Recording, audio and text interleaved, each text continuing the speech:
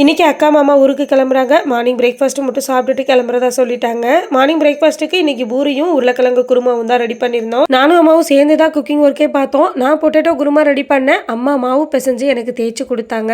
Morning breakfast மட்டும் சாப்பிட்டுட்டு அக்கா ஃபேமிலி ஊருக்கு கிளம்பிட்டாங்க. அவங்க கிளம்புற டைம் பார்த்து நக்ஷி குட்டி தூங்கிட்டா. இருந்தாலும் அவங்க போனதுக்கப்புறம் காணோன்னு தேடி அழுவான்றனால அவங்க கிளம்புற டைமில் எழுப்பி விட்டாச்சு. அவங்க ஊருக்கு கிளம்புனதுமே ரொம்ப அழுவான்னு எதிர்பார்த்தேன். பட் பரவாயில்ல, ரொம்பலாம் அழலை.